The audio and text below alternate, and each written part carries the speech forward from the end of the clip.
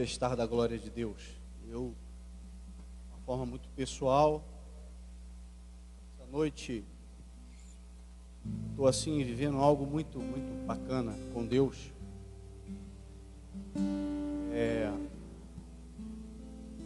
Deus tem uma palavra para a gente hoje, uma palavra ainda dentro da vertente familiar. Ainda vamos tratar desse assunto. Quero começar a minha palavra primeiro pedindo para alguém pegar uma aguinha para mim. Quem puder ter essa misericórdia. Sarinha, dá essa moral aí pro teu amigo. Valeu. Vou fazer algumas perguntas.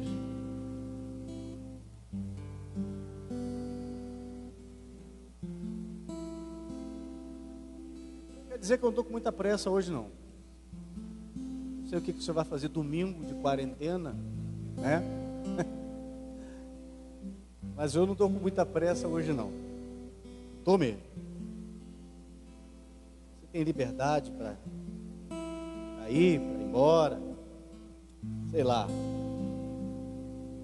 Mas deixa eu começar fazendo algumas perguntas. Como é que você está?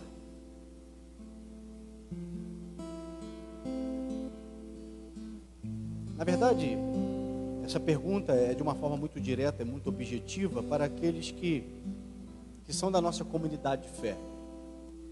Pertencem aqui à Primeira Igreja Batista de Boa Sorte. Você que faz parte da membresia dessa igreja, você que passou pelas águas, você que se batizou, você que se denomina membro dessa igreja, eu quero te fazer algumas perguntas hoje. Como você está? Mas esse como você está não é para você responder de forma interna. Estou bem, não. Eu quero assim enumerar algumas coisas dentro dessa minha pergunta de como você está. Vamos lá, como você está? Você tem lido a Bíblia? Como você está? Você tem, mesmo nesse tempo difícil, você tem conseguido evangelizar, falar do amor de Deus, ou através de uma ligação, através de uma mensagem, através de um zap, através de uma corrente, né? Tem muito isso, a gente recebe um bilhetinho e manda para um monte de gente, talvez isso pode surtir um efeito. Você consegue fazer isso? Deixa eu fazer uma outra pergunta, como é que você está? Você consegue reunir a sua família e ler, e orar, e almoçar junto com a sua família, e liberar uma palavra sobre a vida dos seus filhos, sobre o seu marido? Você está bem? Você consegue fazer isso? Eu estou falando aqui para uma forma muito específica para membros da igreja. Como você está? Você tem sido fiel nos seus dízimos e nas suas ofertas? Você está? Como você está? Sabe por que eu estou falando isso? Eu vou explicar a você por que eu estou falando isso. Porque esse tempo que a gente está vivendo, sabe, isso está servindo para mostrar muito quem é quem. Na verdade, isso está servindo para trazer nitidez para aqueles que adoram e para aqueles que não adoram, para aqueles que querem servir e aqueles que não querem servir. Na verdade, esse tempo está sendo um tempo como se fosse um processo de separação entre joio e trigo.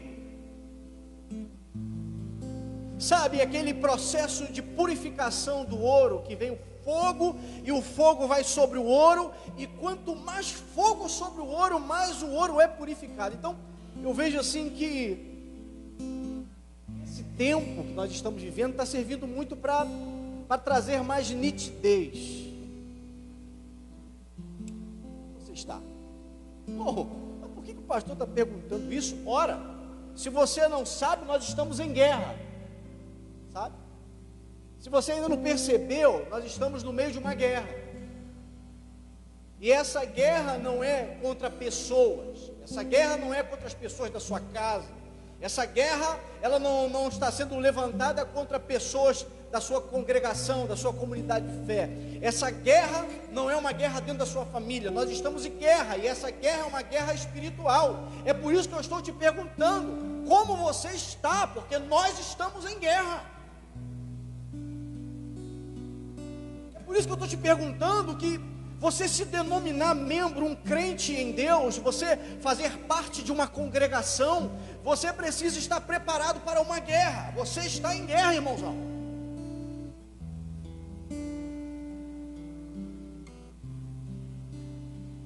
E a maior intenção do nosso adversário é destruir você e destruir a sua família. E você está preparado para enfrentar essa guerra? Essa é a pergunta que eu quero te fazer, queridão. Como é que você está como um bom soldado de Cristo? Você se garante? Ou será que a tua força está na oração do pastor? Ou será que a tua força está no ministério que você exercia e agora você não exerce mais?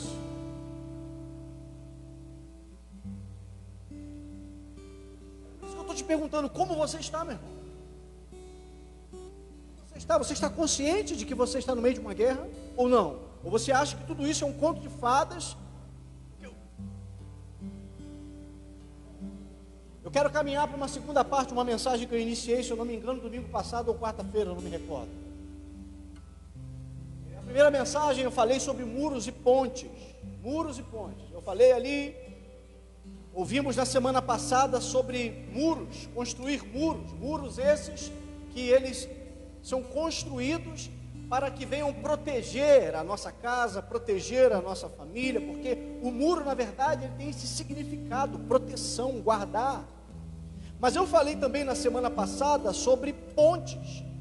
Para que servem as pontes? As pontes servem para interligar aquilo que não estava ligado.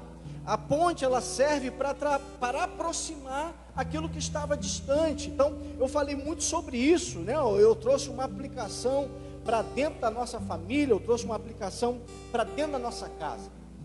Mas ainda nessa vertente, e hoje eu quero falar sobre muros e pontes, parte 2, mas dentro dessa vertente, hoje eu quero pensar com você ainda sobre construção, ainda sobre muros e ainda sobre pontes, mas hoje eu quero falar com você sobre reconstruir. Hoje eu quero falar com você sobre reconstruir muros que já foram levantados. Mas a palavra já diz reconstruir. Então, se está falando em reconstruir muros que foram edificados, é que talvez por causa de algumas circunstâncias, algumas situações, esses muros vieram a sofrer danos, esses muros vieram a ser derrubados. E o que acontece quando um muro que foi construído para proteger algo, ele é derrubado? Sabe o que acontece? Aquilo que então estava sendo protegido por esse muro, que agora foi derrubado, aquilo se torna vulnerável. Ou seja, o muro então, que foi construído para proteger, por causa de algumas circunstâncias, ele foi derrubado, e agora aquilo que o muro protegia se tornou vulnerável, de fácil acesso. Bom, eu queria caminhar com você em Neemias capítulo de número 4, por gentileza, você abre a sua Bíblia aí. Neemias capítulo de número 4, nós vamos pensar hoje, refletir sobre o texto sagrado do versículo 1 ao versículo de número 15. Vou dar um tempo aí, irmão, para você abrir a Bíblia. Eu queria que você aproveitasse aí, abrisse um bloquinho de anotação no seu celular, ou então você pegasse um papel na sua casa aí, um lápis, uma caneta, sei lá, um pedaço de carvão, um pedaço de tijolo, escreve no chão, não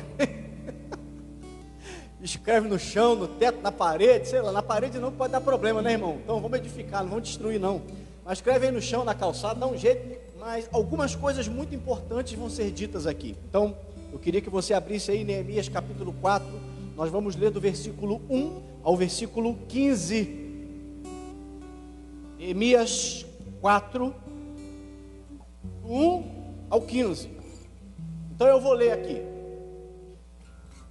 E sucedeu que, ouvindo Sambalate, que edificávamos o muro, ardeu em ira, e se indignou muito, e escarneceu os judeus.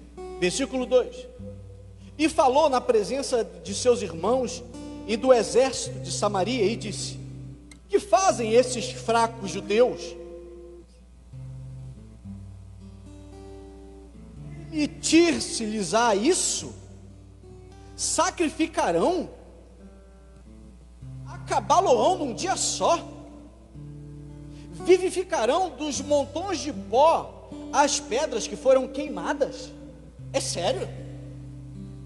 Versículo 3: e estava com ele Tobias, o amonita, e disse: ainda que edifiquem, contudo vindo uma raposa, derrubará facilmente o seu muro de pedra.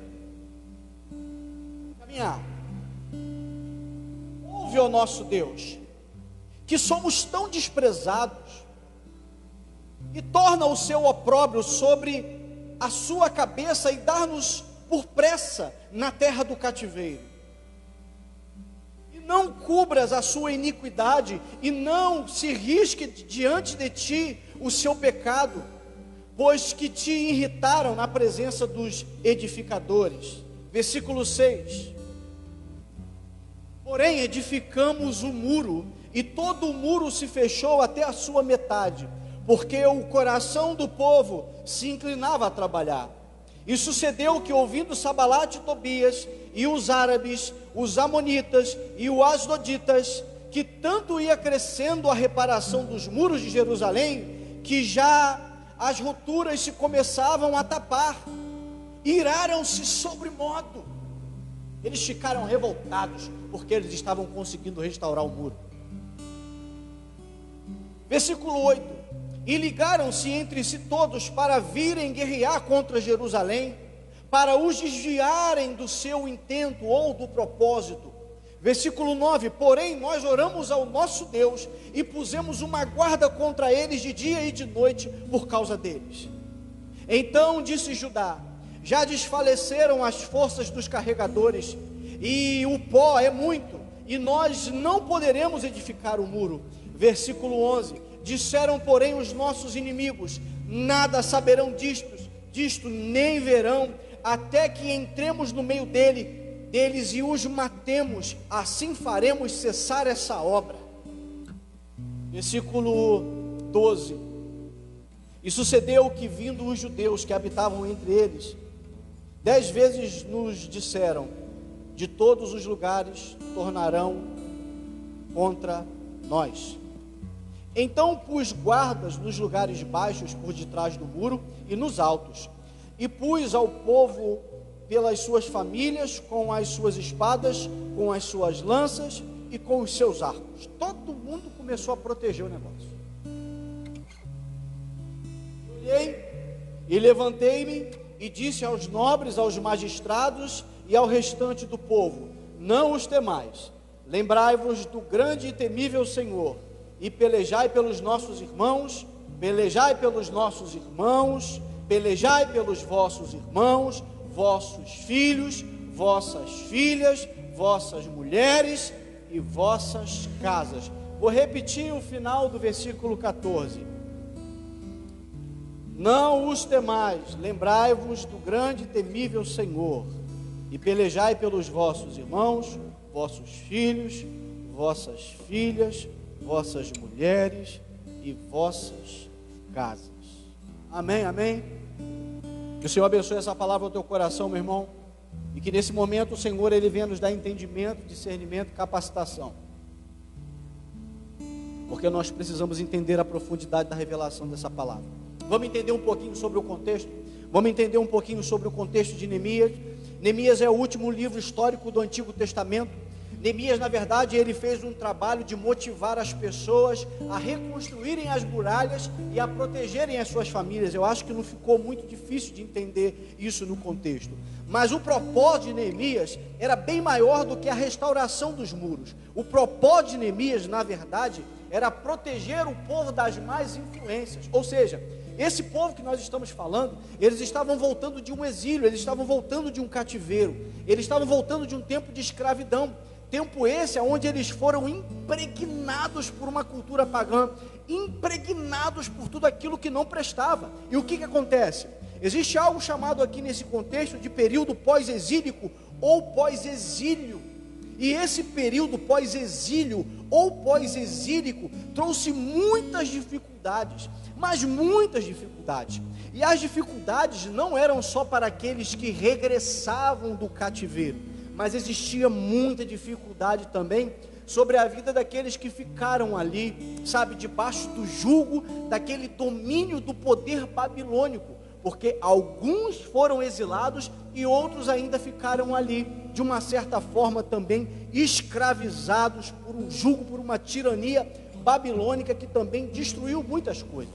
Mas pastor, o que essa tirania babilônica, o que esses que regressavam do exílio, ou aqueles que ainda ali estavam, o que eles sofreram? Irmãos, algumas coisas nesse contexto aqui foram destruídas. Uma das coisas que foram destruídas, os valores do povo.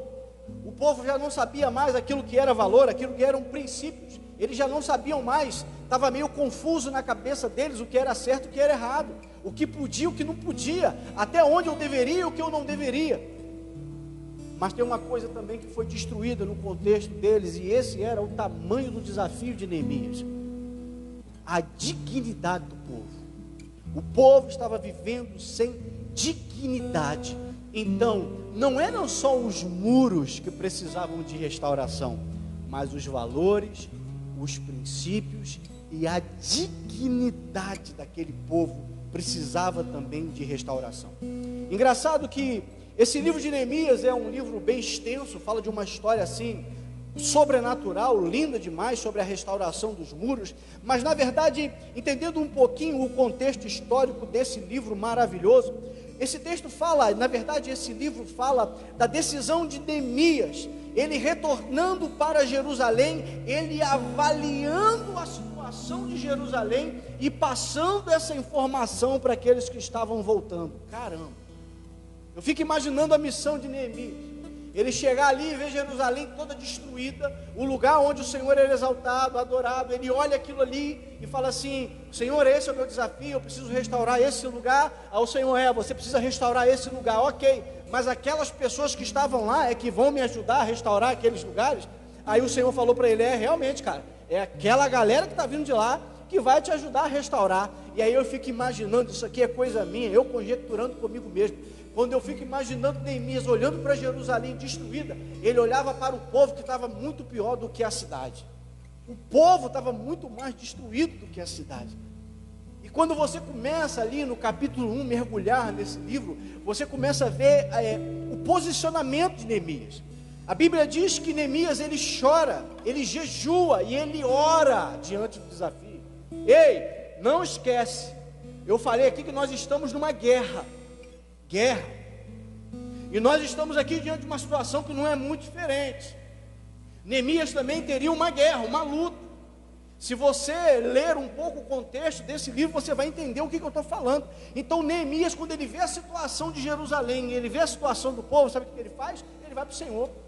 Ele começa a orar, ele começa a chorar, ele começa a jejuar, ele começa a pedir a Deus. Sabe por quê? Porque ele vê, ele reconhece que toda essa destruição, toda essa desordem que tanto a cidade, o povo exilado estava sofrendo, foram causadas pela desobediência do povo. Aí o mistério.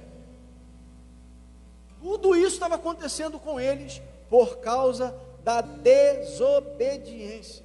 Ó irmão, o texto é muito engraçado, que Neemias, quando ele lidar com essa situação, quando ele vê todo esse contexto, toda essa dificuldade que ele teria, tanto na construção quanto na restauração da cidade e do povo, o semblante de Neemias cai, cara. Neemias, ele se entristece, a ponto de ele encontrar com o rei esse que iria ajudá-lo a reconstruir, que iria ceder material para ele construir. O rei olha para ele e fala assim: Neemias, você está doente, cara? Você está doente, Neemias? Aí Neemias fala para ele assim: não, é a tristeza que está no meu coração. E aqui eu me lembro de um texto muito conhecido de todos nós, que diz que o coração alegre aformoseia o rosto. Mas Neemias estava entristecido por causa da situação que ele encontrou. Quando você continua lendo aí capítulo 1, entra no capítulo 2 e o capítulo 3, você vê Neemias se posicionando.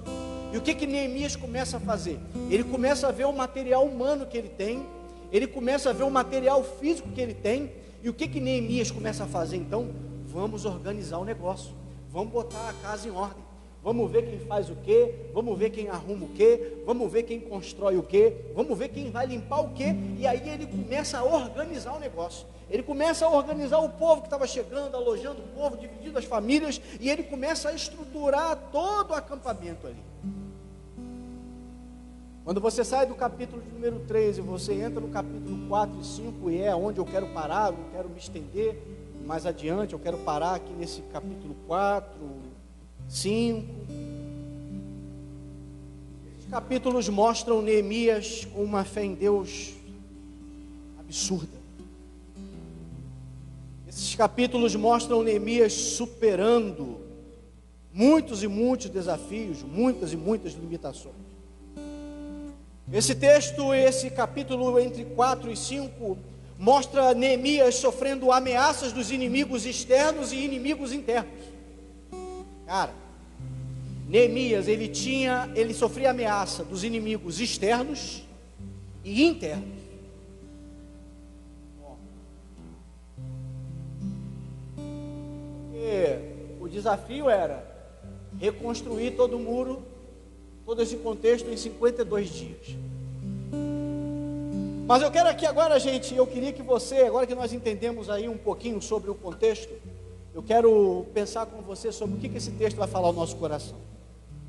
Eu quero voltar ao texto lido e eu quero enfatizar Neemias capítulo 4, versículo 14, parte B do versículo.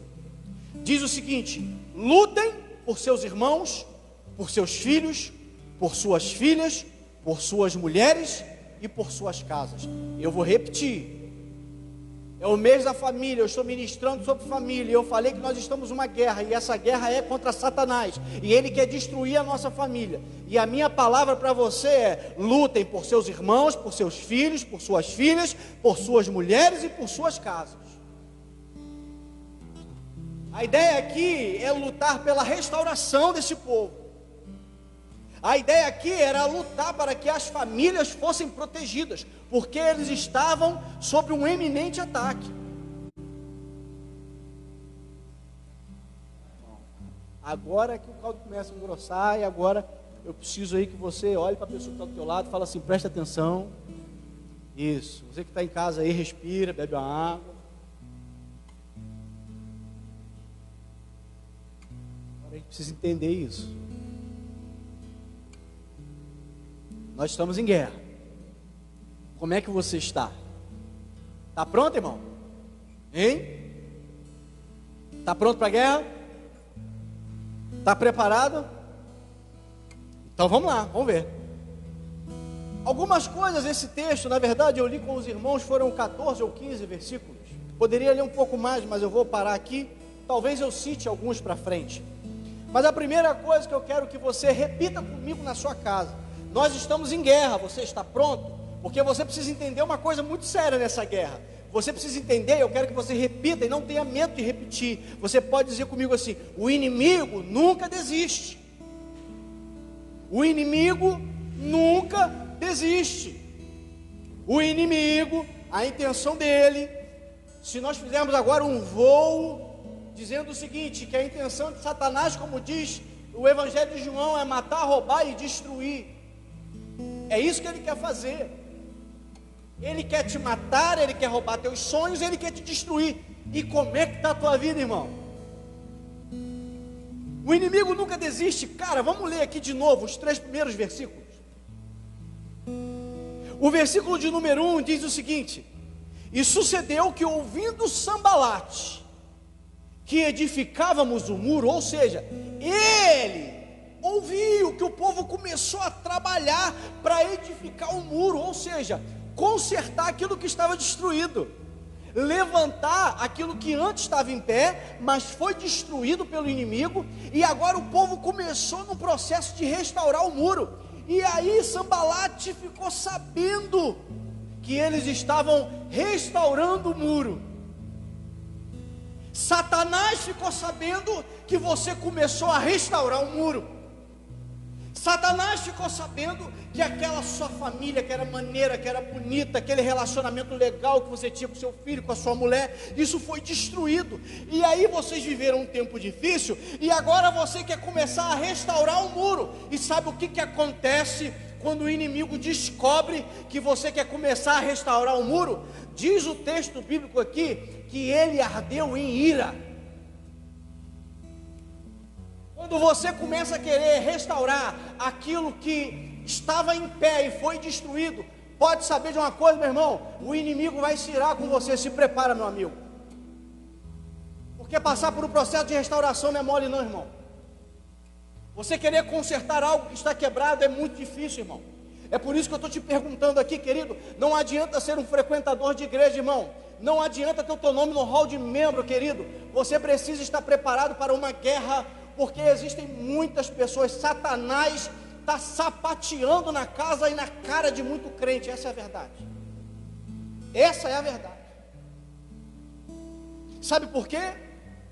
Porque às vezes nós queremos entrar nesse processo de restauração, mas nós não estamos preparados para o fazer. O texto diz que ele ardeu em ira. Sambalate se indignou e ele começou a escarnecer dos judeus. Ô irmão, você está preparado? Está mesmo? Está preparado para a guerra, irmão? Está preparado para defender a sua família? Está preparado para ver as coisas começarem a mudar na sua casa? Eu estou te perguntando, você está preparado? Porque quando você começar isso, você vai ver o que vai... Ah, irmão, já cansei de ouvir. Charlinho, eu já cansei de ouvir isso aqui, ó. Pô, eu estava lá, no mundo, nada disso acontecia. Foi só eu começar a ir na célula. Foi só eu começar a frequentar a célula. Foi só eu começar a querer me comprometer um pouco mais de Deus. Foi só eu começar aquele plano de leitura bíblica. Ah, foi só eu me levantar. Aí, irmão, quando você se levanta, o inimigo vem mais na vida de um crente. O inimigo só tem dois tempos. Ele se levanta, mas ele cai pelo poder do nome de Jesus. Se entender isso, irmão, o inimigo vai ficar irado com as tentativas. Ele vai ficar aí revoltado com as suas tentativas. E sabe o que ele vai tentar te lembrar? O que ele vai tentar te lembrar? Quando nós damos sequência aqui lendo o versículo 2, é muito engraçado, né? Eu tenho que rir do diabo mesmo, porque ele já é derrotado em nome de Jesus. Ele já é derrotado em nome de Jesus, ele está debaixo dos nossos pés. Eu quero te dizer o porquê que eu tenho que rir dele. Porque quando você começar esse processo de tentar restaurar o inimigo, ele vai ficar tão revoltado, tão irado, e ele vai começar a lembrar do seu passado te acusando. E o Satanás, ele é isso, ele é acusador, esse é o papel dele. E sabe o que acontece? Olha que engraçado, ele começa a lembrar os judeus. Quem vai começar a restaurar aqueles fracos daqueles judeus? Eles que foram parar lá por causa dos pecados deles, eles querem restaurar, eles que jogaram fora aquilo que eles tinham, eles vão começar a restaurar. É justamente isso que o inimigo faz, ele tenta te acusar. Sabe como que ele tenta te acusar? Ele tenta te acusar dentro das suas impossibilidades. Realmente, eu fico imaginando Neemias olhando aquele povo destruído, vontade de viver, sem vontade de realizar, um povo escravizado, machucado. Ele olha para a cidade destruída. É impossível esse povo reconstruir alguma coisa. Irmãos, quantos casamentos, quantas casas a gente olha e fala assim: esse casamento já era, esse relacionamento aí já era, não vai ter mais, é impossível. E é aí que está, irmão, onde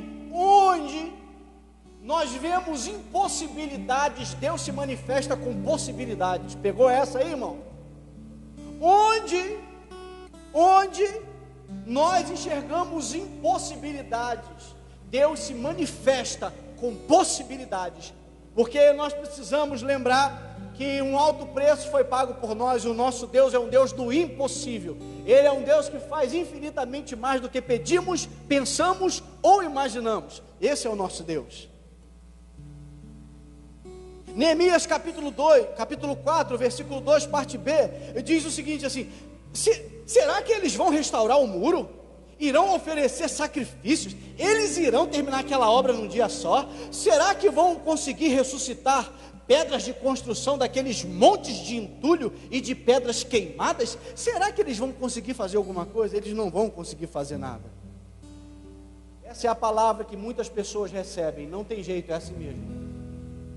Vai continuar quebrado, não tem como restaurar. Vai continuar destruído, não tem como consertar. Porque você olha e realmente você só vê impossibilidades. Mas Deus quer te mostrar que Ele é o caminho, a verdade e a vida. Ele é a única possibilidade que você tem.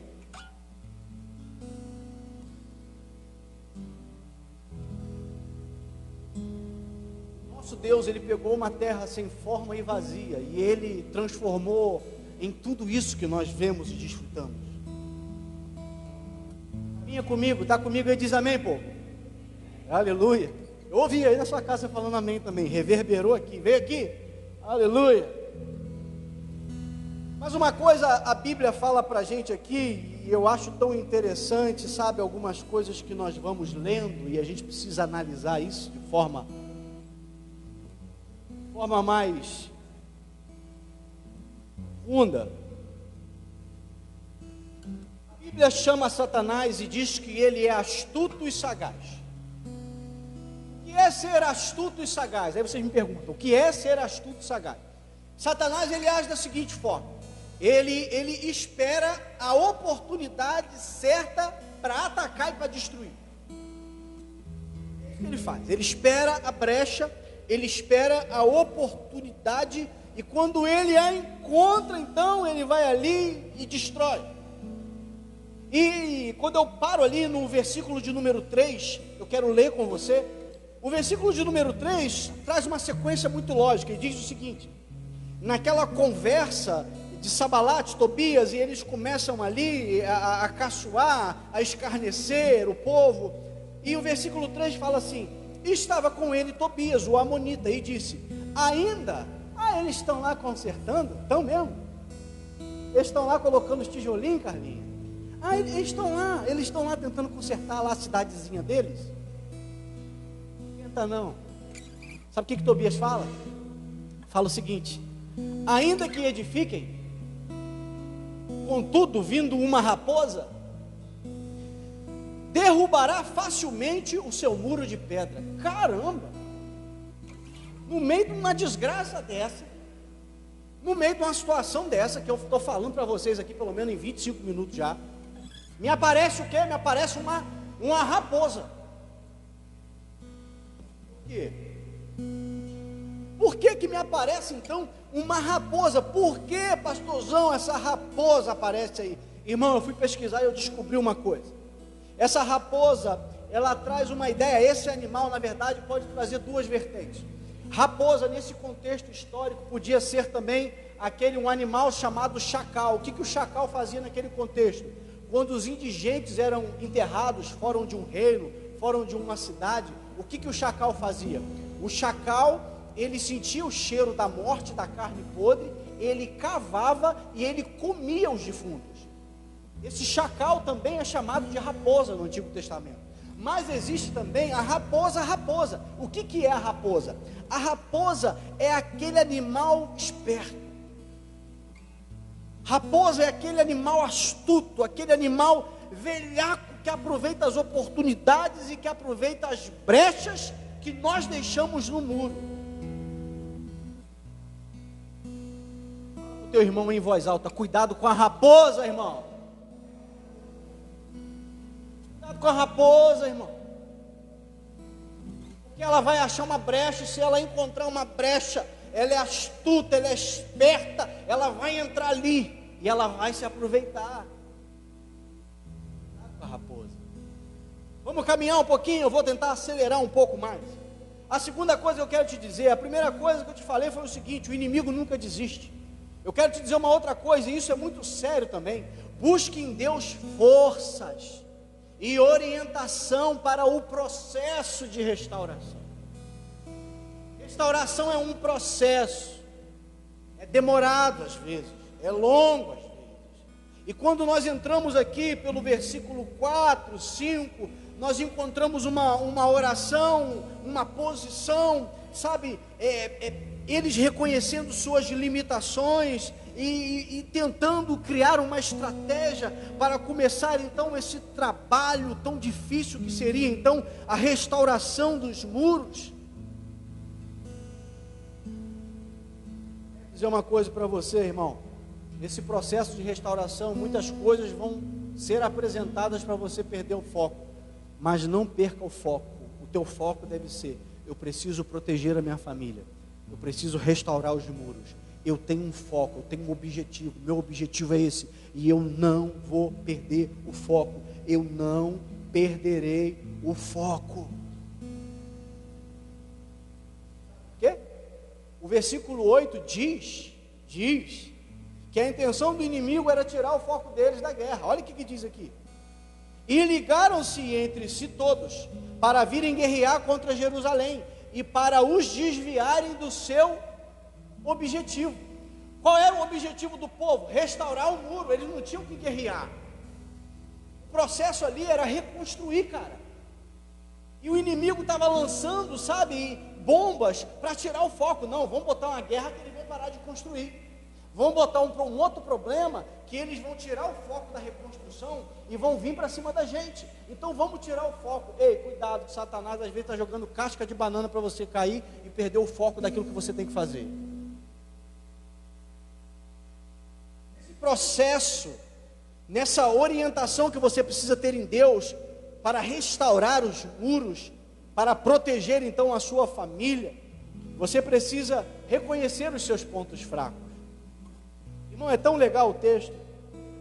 O versículo 13 diz que eles colocaram guardas nos lugares baixos do muro. Por que eles colocaram guardas nos lugares baixos do muro? Por quê? Porque o muro era baixo. E quando o muro é baixo, o que acontece? O povo pula.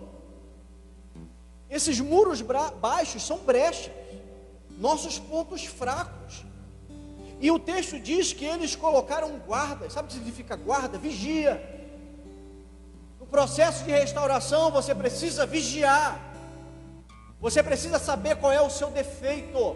Você precisa de olhar, ou parar de olhar o defeito do outro e descobrir qual é o seu defeito, qual é o seu problema, qual é a sua parte baixa do muro, onde você precisa colocar um guarda para cuidar, onde você precisa colocar um guarda para proteger, para que o inimigo não pule e entre e faça uma festa. Você precisa entender que a parte baixa do muro precisa ser vigiada. Irmão, vigia.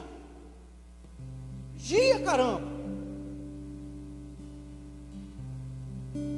Está pulando para dentro do teu quintal porque o muro está baixo. E você não bota uma cerca elétrica, não bota um carro de vidro, não bota nada para atrapalhar. O inimigo está tendo livre acesso à sua casa, ao seu coração, aos seus ouvidos. Ouve música que não presta, fala o que não deve dentro de casa. Olha o muro baixo, olha o muro baixo, olha o inimigo pulando, olha o inimigo entrando. O muro está baixo. Quer restaurar como se o muro está baixo? Cuida da parte baixa do muro. É a brecha que o inimigo quer, cara. Conhecer os pontos fracos é essencial para um processo de restauração. Vigiar é fundamental no processo de restauração. Sabe para quê? Para você não ser pego de surpresa.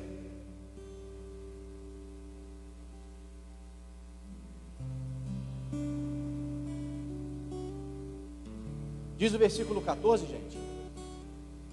Então ele levanta, olha e diz aos nobres, aos magistrados e ao povo. Sabe o que eu entendo disso aqui? E nesse processo de restauração, todos devem fazer a sua parte.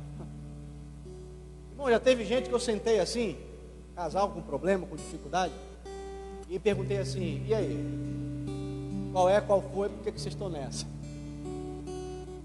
depois disso eu perguntei: você está afim de reconstruir? Aí um fala: tô. Aí pergunta para o outro: e você, está afim de reconstruir? Não. Acabou. Não tem restauração. Se um quer e o outro não quer, não tem restauração. Todos precisam fazer a sua parte nesse processo. Todos precisam. Todos devem estar juntos, preparados. Olha o versículo, vamos avançar um pouquinho agora, você que está com a Bíblia aberta. Olha o que o versículo 17 e 18 tem para a gente. Olha só, irmãos.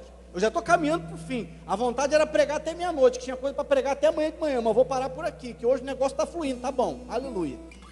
Escute isso aqui, irmão. Versículo 17, olha só, hein? Os que edificavam o muro, os que traziam as cargas e os que carregavam, cada um, presta atenção nisso que eu vou falar agora, cada um com uma das mãos fazia a obra e com a outra mão carregava a arma. Todos, os que edificavam o muro, os que traziam a carga, os que carregavam, cada um com uma mão fazia a obra e com a outra carregava a arma. Olha o versículo 18: e os edificadores, cada um trazia a sua espada cingida aos lombos, e edificavam, e o que tocava a trombeta estava junto comigo. Irmão, deixa eu falar uma coisa para você. Você está preparado? Você está preparado para a guerra, irmão? Você está preparado para com uma mão conduzir a obra e com a outra você está pronto para a guerra? Ou você só quer fazer a obra? E fazer a obra, eu estou falando de coisas. Você, irmão, você pode ter passado a tua vida inteira dentro da igreja, mas às vezes você só estava perto dos ministérios, longe da arma. Você só estava fazendo as coisas, mas não carregava a arma. Você era muito bom em construir, em fazer, em desenvolver as coisas, mas quando a batalha vinha, você estava desarmado, você não tinha manejo da arma, você não sabe lidar como um obreiro aprovado que maneja bem a palavra da verdade. Manejar bem a palavra da verdade tem um significado muito poderoso, e isso aqui me revela algo profundo demais. Isso aqui está me mostrando, sabe o quê? Que olha, eu quero ir para a guerra, ainda que eu tenha habilidades, mas eu preciso ser um guerreiro, porque com uma mão eu seguro a enxada e com a outra mão eu carrego a arma. Porque eu sou um guerreiro, porque eu quero proteger a minha cidade, porque eu quero proteger a minha família, porque eu quero lutar por aquilo que Deus me deu. Eu quero ir para a guerra, eu quero proteger o que é meu, eu não vou me deixar vencer. Grande questão, irmãozão. Eu estou disposto a pagar o preço para isso?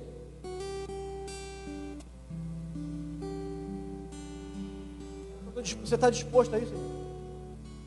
Está disposto a, com a mão você conduzir a obra e com a outra mão você carregar a sua arma?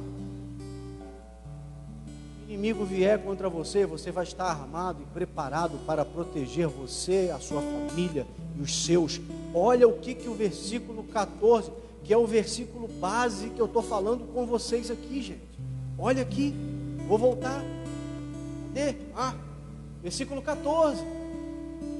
Lutem por seus irmãos, por seus filhos, por suas filhas, por suas mulheres, por suas casas.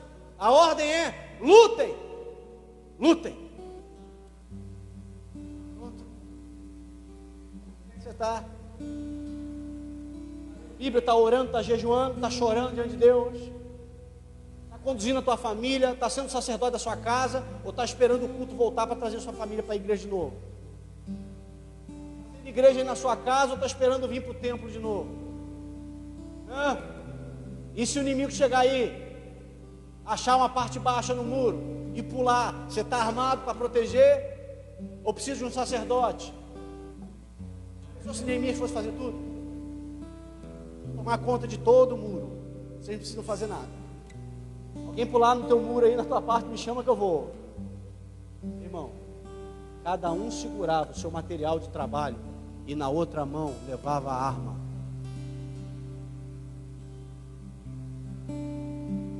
Levante nesse tempo guerreiros que não dependem de homens, mas que dependam de Deus. Que dependam de Deus. Seja a sua família, querida irmã. Esteja preparado para a guerra, querido irmão.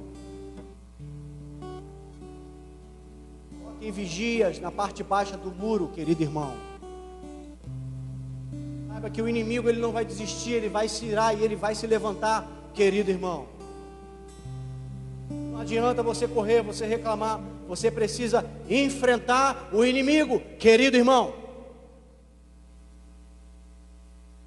Vou orar por vocês. Vou orar por você e o texto que Deus me remete agora é capítulo de número 1, versículo de número 9. Te mandei eu, seja forte e corajoso. Você lê na Nova Tradução da Linguagem de hoje esse versículo, lá diz: não te mandei eu, Josué, seja muito forte e muito corajoso.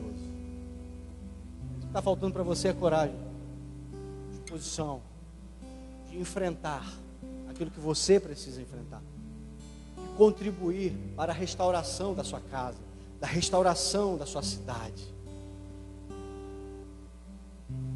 Vou orar por você. Eu não sei, na verdade, como essa palavra chegou até você. Não sei como essa palavra chegou até você. Mas eu creio, nosso Deus,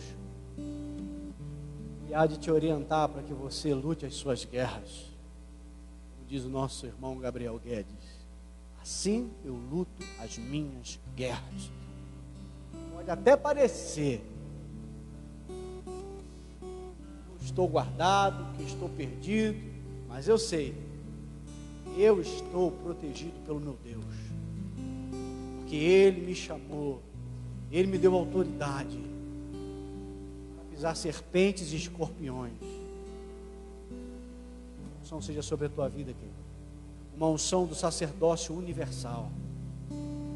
Cada casa uma igreja, cada crente um ministro. Edifique os muros. Pai, no nome de Jesus, eu quero abençoar cada vida. Eu quero abençoar cada casa, cada família, Senhor.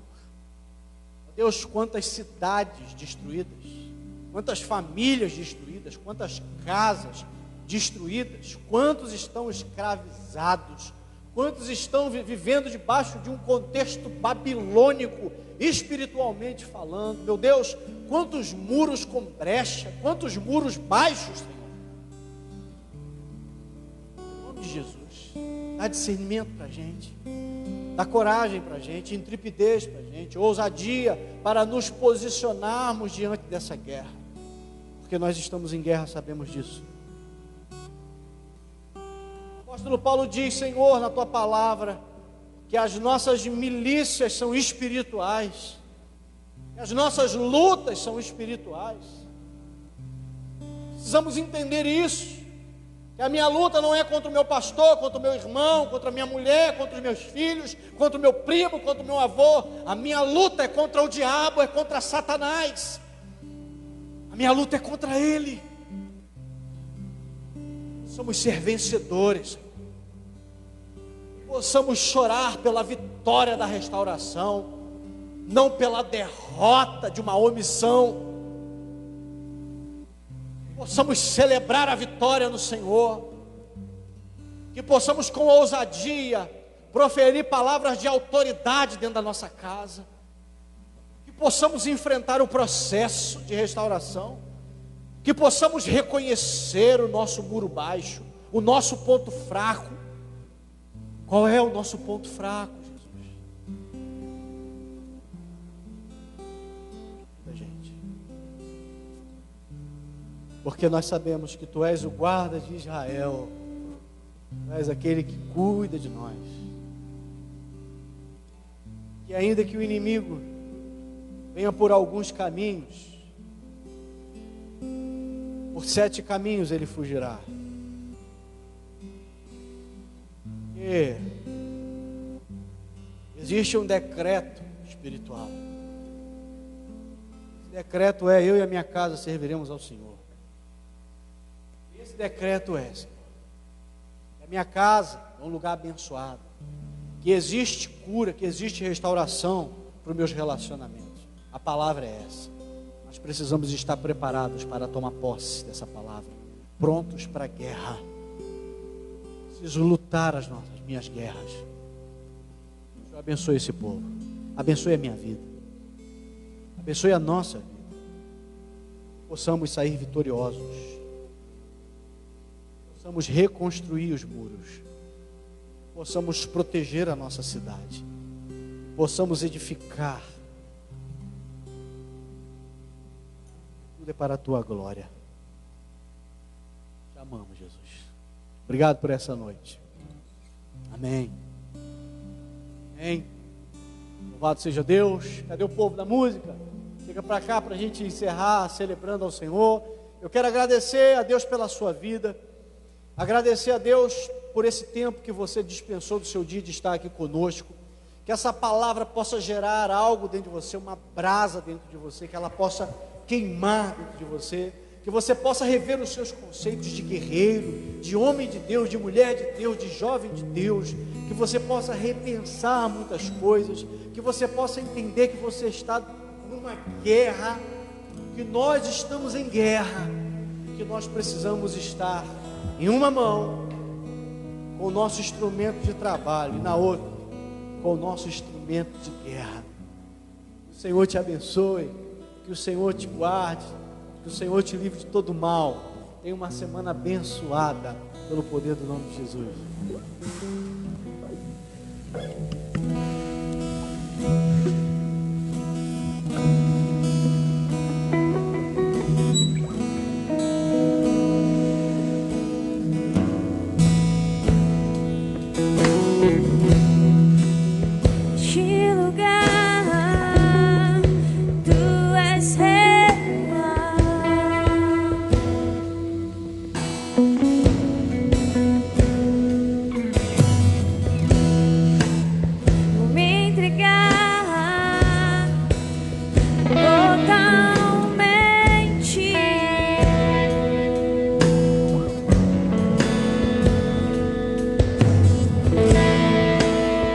Teu toque abriu os olhos do meu coração. Eu posso enxergar.